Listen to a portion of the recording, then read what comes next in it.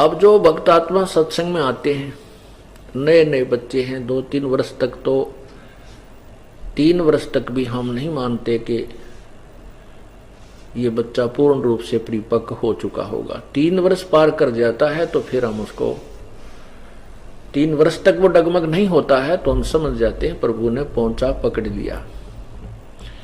और जो 3 वर्ष से पहले ही दूर दूर फिसल जाता है तो वो प्रभु से रिजेक्ट हो चुका है। उसके बाद फिर हम 4-5 वर्ष के बाद सार नाम की सोचते हैं, इसको देना है कि नहीं देना, क्योंकि ये एक बहुत अनमोल जड़ी है और इसको लेने के बाद कोई बकवाद कर जाता है उसको परमात्मा फॉरएवर सदा के लिए रिजेक्ट कर देगा। इसलिए हम इस सार नाम को तो बहुत ही सोच समझ के खूब समय देते हैं, कहीं ये दास दोषी ना हो जाए, क्योंकि एक ऐसी अनमोल जड़ी थी, आज तक किसी को नहीं दी और आगे देने का अधिकार नहीं दिया। उन पुण्यात्माओं को जिनको प्रभु स्वयं मिले उनको केवल स्वयं जाप करने तक ही सीमित रखा, अन्य को तो सतनाम बताने के लिए भी नहीं कहा। वाणी में लिख देना कोई और चीज होती है, आगे आदेश उपदेश देना कोई और वस्तु होती है।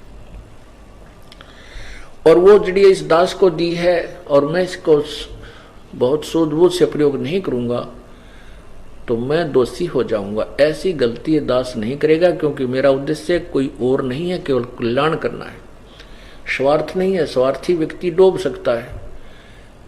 अपना उद्देश्य केवल आपकी आत्मा का कल्याण करना है और अपना गेल करवाना है।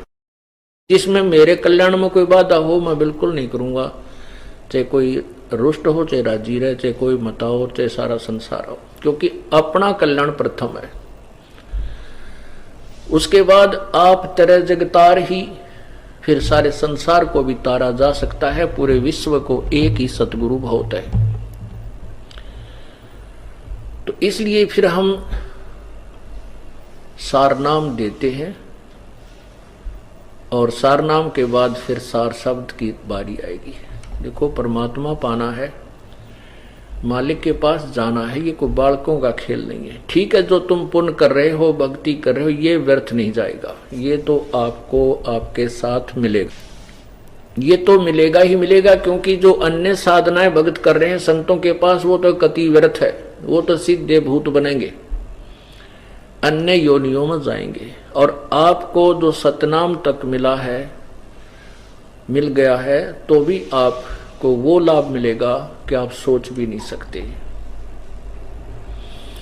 ना जाने आप करोड़ों बार इंद्र बन सकते हो और करोड़ों बार आप देव बन सकते हो